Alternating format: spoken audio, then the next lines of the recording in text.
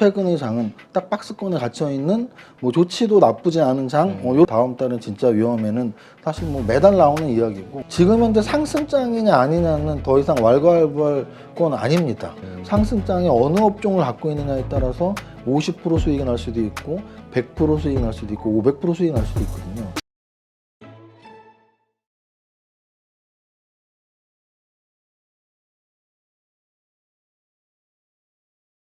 네, 오늘 모신 분은 많은 분들이 정말 좋아하시죠? 이정윤 세무사님 모셨습니다. 안녕하세요. 안녕하세요. 네, 자, 일단 또 이 9월 정말 힘들게 보시는 분들도 있고 오히려 좀 생각보다 좋을 수도 있다 이렇게 보시는 분들도 있고 의견이 좀 갈리는데 9월 증시 어떻게 전망하시는지 먼저 질문을 드릴게요. 네, 뭐 좋다라는 의견과 나쁘다는 의견 말고 또 하나가 있을 수가 있죠. 그래요? 박스권. 근데 이제 지금 위치는, 제 시장 뷰는 정확히 박스권에 위치하고 있다고 생각하면은 시장 지수 분석이 완전 해결이 되거든요. 그래서 지난 8월 중순쯤에 2,500을 살짝 깼었고요. 또 이제 슬금슬금 올라오다니 한 지난주 정도에는 또 2,600 돌파할까? 뭐 이 정도까지 2,580까지 왔었는데 결국은 다시 2,550, 뭐 오늘 마감 2,540. 그러면 결국 우리가 지수 차트를 볼 때 전저점과 전고점이 중요하거든요. 그러면 전저점은 2,500 살짝 깬 수준, 그리고 전고점은 2,600, 2,650 이렇게 볼 수 있지만 600의 매물벽이 좀 있기 때문에 저 같은 경우는 지금 현재의 박스는 2,500과 2,600, 그리고 중심축은 2,550으로 보고 있거든요. 그런 뷰로 본다면 최근의 장은 딱 박스권에 갇혀 있는 뭐 좋지도 나쁘지 않은 장, 이렇게 평가를 내리고 있습니다. 네, 근데 그 말씀만으로도 위안이 되는 분들이 있을 거예요. 왜냐하면 요즘 종목별로 좀 많이 빠지는 종목들이 있다 보니까 이거 뭐 좀 큰 하락이 오는 거 아닐까 9월서부터 이렇게 또 걱정하시는 분들도 있거든요.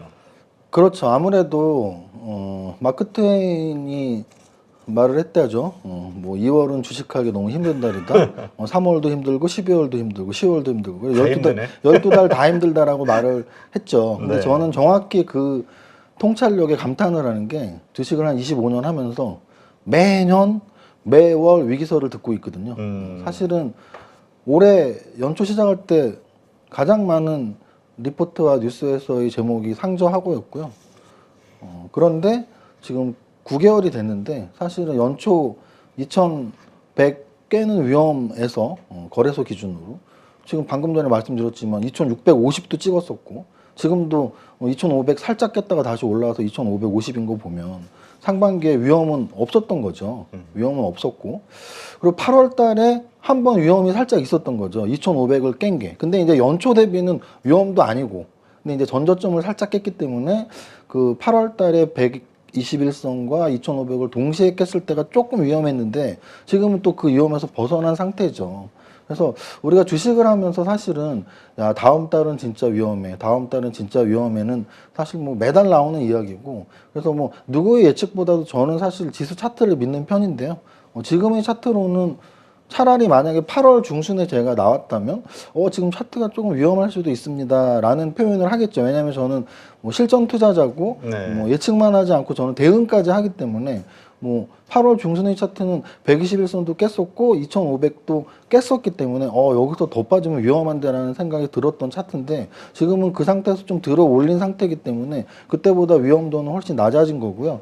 사실은 월로 치면 아까 제가 뭐 마크 트웨인의 사례를 뭐 비유적으로 말씀드렸지만 실제 월 중에는 10월 효과라는 건 있어요.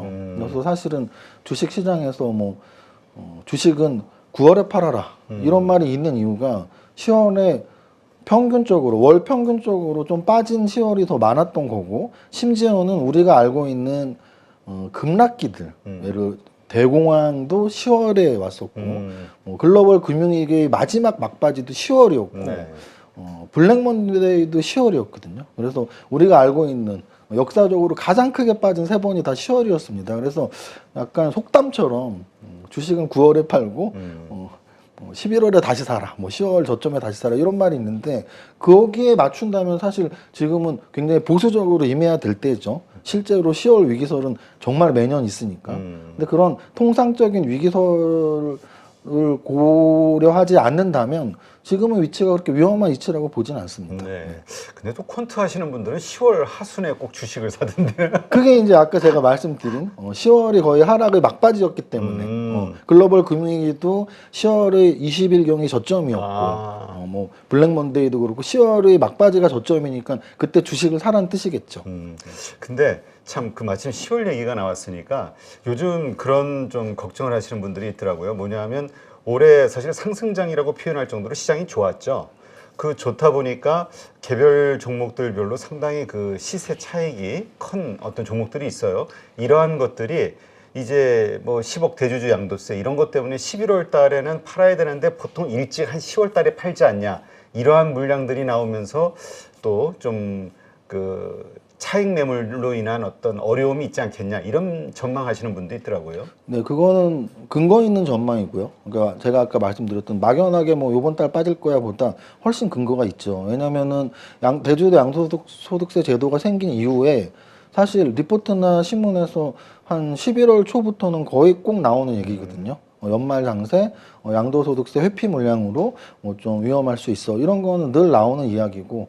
근데 이제 실제로 뭐 12월에 빠졌냐 안 빠졌냐에서는 뭐 제가 보기에는 빠진 달보다는 안 빠진 달도 있고 하니까. 근데 이제 우리의 심리죠. 그러면 과연 아까 제가 말씀드린 막연한 불안감 말고 정말 팩트에 의해서 그럼 대주주 양도소득세가 주가가 많이 올랐기 때문에 예를 들어 나는 한 5천만 원만 투자했는데 텐베고가 나서 5억이 됐다든지 또는 10억을 투자했는데 100억이 됐다든지 그러면 그 업종들은 거기에 좀 해당될 수는 있겠죠. 그럼 우리가 그 업종이 어딘지는 사실 체크 안 해도 웬만큼 공부하신 분들은 아셔야죠. 그래서 올해 들어서 주가가 2배 이상, 뭐 5배, 텐베고 이런 게 나왔던 대표적인 업종들은 지금은 조정을 뭐 한 달째 받고 있지만 길게는 2달. 2차 전지가 상반기를 거의 수놓았던 업종이고요. 대표적으로는 에코프로가 대장주라고 생각하시면 되고 두 번째로는 AI 관련주들. 그렇죠. 그 중에서도 특히 의료 AI 쪽이 지금까지도 오르고 있기 때문에 그러니까 루닛이라든가 이런 거 보면 뭐 번호 뭐 많이 올랐죠. 텐베고가 난 거죠. 그래서 일단 루닛 대장주고 뭐 뷰노 기타 뷰노. 몇 종목들이 있고 그리고 또 세 번째는 이제 오늘까지도 오른 업종이 있죠. 로봇입니다. 그래서 맞아요. 레인보우 로보틱스가 일단 거의 뭐 7, 800% 이상이 올랐고 레인보우 로보틱스 말고도 최근에 오르는 종목도 유진 로봇이랄지 아니면 로보티즈, 로보스타 뭐 워낙 많은 종목들 또는 감속기 관련 주인 SPG나 SBU테크 이런 종목들은 사실은 뭐 최하 2~3배에서 뭐 7, 8배씩 올랐단 말이에요. 그래서 만약에 방금 전에 대표님이 말씀하신 주가가 많이 올라서 양도차익세를 내기 싫은 회피 물량들이 12월 전에 나온다면 지금 말씀드린 전기차, AI 그리고 마지막으로 말씀드린 로봇 요 정도가 올해 들어서 2배 이상 10배고까지 발생시킨 업종들이라고 생각하시면 됩니다. 네, 지금 이런 걸 보면은 참 많이 올랐단 말이에요. 그리고 아까도 말씀드렸지만 상승장이라고 볼 수 있는 거고 지금은 그 상승장 가운데서의 조정 그리고 이 조정이 끝나면 다시 상승장으로 가는 걸까? 여기에 대한 그 고민 어떻게 생각하세요?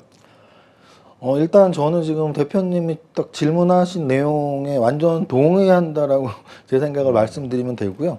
조금 더 말씀을 드리면 지금 현재 상승장이냐 아니냐는 더 이상 왈가왈부할 건 아닙니다. 그 무슨 뜻이냐면 상승장이라는 건 전저점을 안 깨고 올라가는 게 상승장이고요. 하락장이라는 거는 전저점을 깨면서 전고점을 못 돌파하고 전저점을 깨면서 내려가는 게 하락장이거든요. 그러면 지금 하락장이 언제 끝났냐? 코로나 이후에 잘 가던 지수가 2021년 6월 30일부터 빠졌죠. 네. 그때부터 빠져서 작년 2022년 9월 말에 저점을 한번 찍었고요. 그리고 올해 1월 달에 그 저점을 안 깨는 1월 초죠. 9월 말에 저점을 깼고 그리고 3달 후인 1월 초에 그 저점을 안 깼거든요. 그리고서 지금 그 저점 2130을 한 번도 안 깼습니다. 그러면 상승장이잖아요. 지금 네. 2500까지 올라와 있으니까.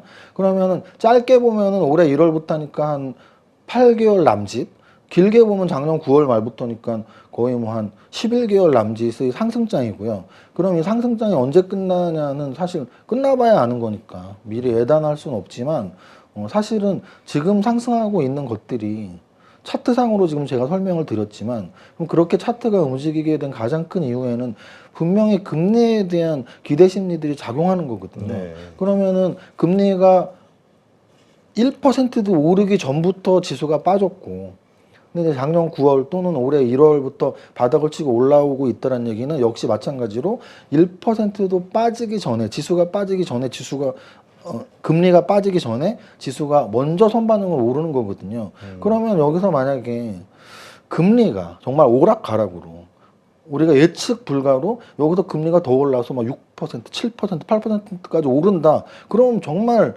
예상도 못한 급락이 나오겠죠, 지수가. 하지만 금리는 그렇게 예상 못할 만큼 움직이는 변수가 아니거든요. 네. 지금 모두가 예상을 하고 있습니다. 9월에는 동결, 11월에는 금리 조금 더? 상승 정도가 그것도 한 반반 정도로. 그렇죠. 그리고 그게 거의 끝이다. 그러니까 지금 금리 동결로 끝나는 게 한 반, 한 번 정도 더 올리는 게 반인 거예요. 그 얘기는 금리가 무슨 1년에 한 번씩 올리는 게 아니고 거의 평균적으로 1년에 10번이니까 뭐 평균 한 달에 한 번 있다고 보시면 되잖아요. 그런데 앞으로 남은 금리 인상이 한 번? 그러면 내년에는 안 올릴 확률이 거의 100%라는 얘기잖아요. 그럼 이제 언제부터 내리냐의 문제인데 그 내리는 것도 사실 상황에 따라 다르겠지만 빠르면 내년 1분기 또는 2분기 얘기하고 있단 말이죠. 그러면 그렇게 따진다면 지금 지수가 올라갈 확률이 내려갈 확률보다 훨씬 높은 위치고 차트상으로도 우상향하고 있고 금리와의 연관성으로도 올라갈 확률이 높아서 저는 지금은 상승장이 맞고 조정 이후에도 추가 상승이 가능하다고 보는 뷰를 갖고 있습니다. 네. 그런데 지금 그 세계 경기를 보면 그 뭐라 그럴까 기업 실적 혹은 뭐 중국의 어떤 경기 불안이라든가 또 우리도 지금 계속 해외 세계적인 IB들이 1%대로 경제 성장률을 낮추고 이러고 있는 상황이잖아요. 이러한 것들이 맞물리면서 기업들의 실적이 지금보다는 좋아지겠지만 기대치보다는 낮으면서 오히려 그게 하락의 원인이 되지 않겠냐 이런 걱정하시는 분들도 있더라고요.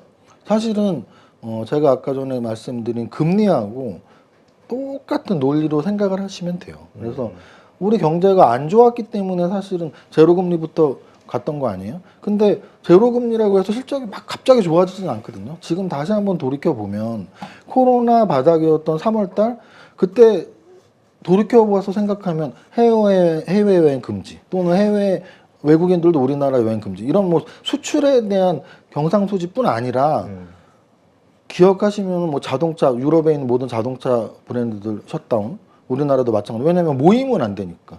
제조업 같은 경우 다 셧다운이었죠. 그렇죠. 그러니까 유가가 제로까지 갔었잖아요. 유가 선물이. 그러면 그 이유는 뭐였냐면 기업 실적이 굉장히 안 좋았어요. 코로나 이후 한 1년 정도는. 그런데 코로나 이후에 1년이 가장 지수가 많이 올랐을 때거든요. 생각해 보시면 코로나가 발생했던 2020년 3월부터 그 다음에 6월까지 1년 반 동안 올랐을 때가 전 세계의 생산 제조업체들이 셧다운되고 유가가 급락했던 시기거든요. 그렇게 본다면 지금 좀 요즘에 안 좋지 않아? 안 좋으니까 또 금리를 이제 인하 시기가 가까워지는 거고. 그럼 금리 인하 시기가 되면 다시 좋아지는 거고. 경제는 결국은 계속 좋을 수 없고 금리도 계속 제로 금리가 아닌 것처럼 또는 금리가 계속 3% 4%대가 아닌 것처럼 그 기업 실적들은 좋았다 나빴다를 반복하기 때문에 금리하고 기업 실적을 같이 묶어서 본다면 뭐 지금 최악의 상황은 지났다라고 저는 보고 있습니다. 그렇군요. 자, 그렇다면 지금 요 조정이 끝났을 때, 그러니까 이 조정 때 우리가 무엇을 해야 될 것이냐. 뭐 사실은 다음에 이 조정이 끝나고 상승이 시작이 될 때 더 갈 수 있는 어떤 차기 주도주를 찾아야 되는 거 아니냐. 이런 생각하는 게 합리적이잖아요. 어떻게 찾아야 될까요? 일단은 탑다운 분석상 만약에 지수가 불안하시다면 공격적 매수는 자제해야겠죠. 근데 이제 지수가 뭐 좀 조정받고 또 간다고 생각하면은 포트폴리오 비중을 그렇게 현금 비중을 높이거나 종목 비중을 낮출 필요는 없으니까. 그런데 중요한 거는 방금 전에 질문하신 것처럼 어떤 업종을 갖고 있느냐가 원래도 중요했어요. 저는 원래 탑다운 분석을 굉장히 중요하게 생각하는 사람인데 탑다운 분석을 중요하게 생각하는 이유는 딱 하나입니다. 물론 지수가 좋을 때 주식 투자를 해야지 돈 버니까 지수 분석도 중요하지만 어느 업종을 갖고 있느냐에 따라서 특히 상승장에 어느 업종을 갖고 있느냐에 따라서 50% 수익이 날 수도 있고 100% 수익이 날 수도 있고 500% 수익이 날 수도 있거든요. 그래서 그 업종 분석이 진짜 중요한데요. 아까 전에도 말씀드렸지만 올해만 놓고 본다면 2차 전지 그리고 그 이후에 AI 반도체 그래서 2차 전지하고 AI 반도체가 약간 헤게모니 싸움을 하는 듯한 어느 게 더 좋냐 했을 때 사실은 그 두 개 말고 최근 2, 3주 동안 간 거는 AI 반도체가 아닌 실제 AI, 의료 AI를 중심으로 하는 AI 또는 로봇 거기에 자율주행까지 네. 얘네들이 잘 갔거든요. 그래서 그럼 얘네가 움직였으면 그 다음에 지금 또 꿈틀대는 건 뭐야? 이런 걸 찾는 게 중요하고 지금 말씀드린 각각이 다 후보들이에요. 왜냐하면 2차 전지가 조정받았다가 다시 갈 수도 있고 네. 반도체는 사실 크게 오르지 못했거든요. 그렇죠. 올해 들어서 2차 전지는 솔직히 바닥 대비 많이 오른 애들은 7, 800%, 조금 오른 애들도 두세 배 올랐기 때문에 2차 전지는 꽤 올랐어라고 표현할 수 있는데 반도체는 반도체 소부장 중에서 뭐 한미 반도체랄지 몇몇 개를 빼고는 또는 AI 반도체하고 직접적으로 관련 있는 몇몇 개를 빼고는 뭐 평균적으로는 그냥 지수 상승 정도 한 30%, 50% 이렇게 오르는 반도체가 굉장히 많아요. 그럼 반도체는 계속 영원한 후보죠. 그리고 방금 전에 말씀드렸지만 AI와 로봇과 자율주행 이 세 가지 정말 성장 산업. 네. 이 정말 성장 산업이라는 건 반대로 말하면 실적이 없는 산업이라고 그렇죠. 생각하시면 돼요. 성장성은 정말 돋보이는데 실적은 없는 애들이죠. 근데 그 세 개가 지금 잘 가고 있어요.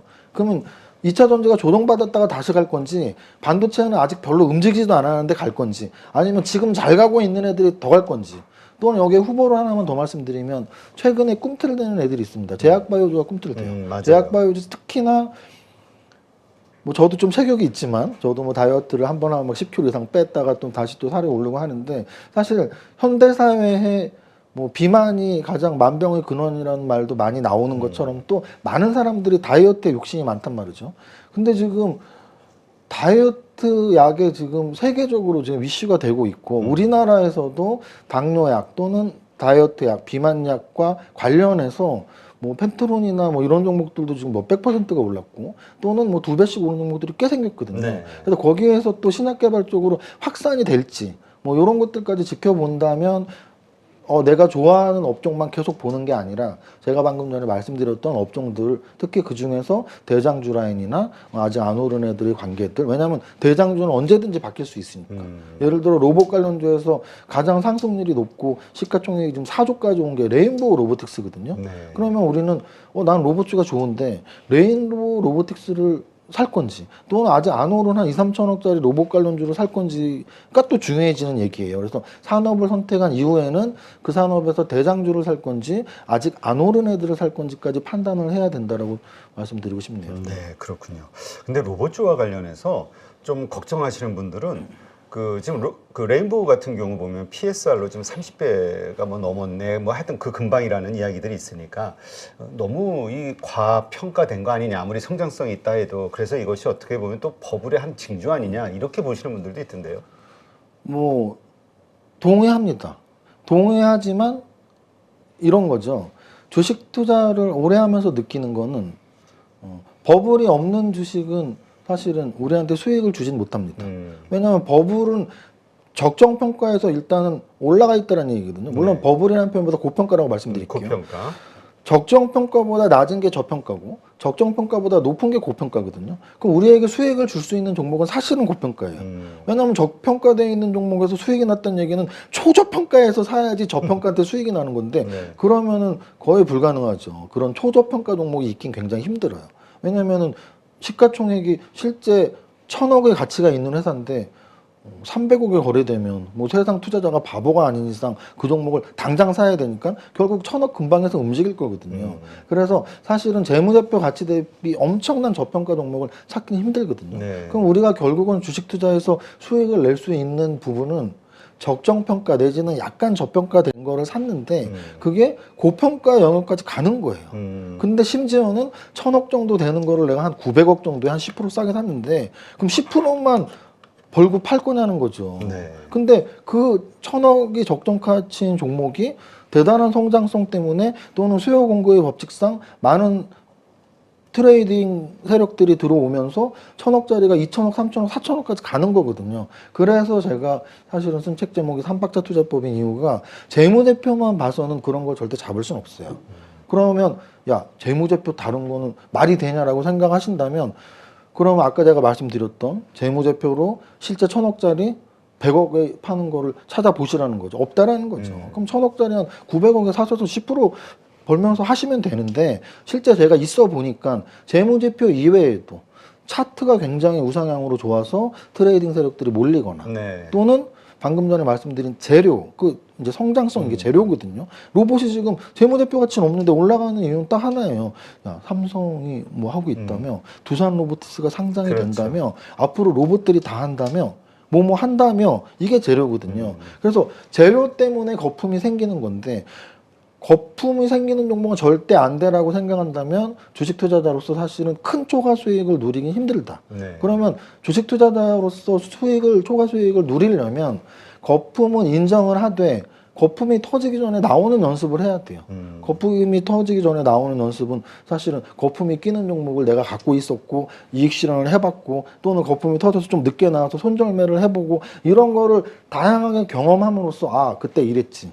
경험한 사람들은 특히 경험이 많은 사람들은 확률적으로 데이터가 쌓입니다. 네. 왜냐면 내가 그때 거품 껴갖고 텐백 오르는 거 잡아봤어. 그러면 어떤 생각이 들까요? 거품 생기는 걸 잡아야 되는구나. 또는 거품이 터질 때 못 팔았어. 아 거품이 터지기 전에 또는 거품이 터지면 팔아야 되는구나.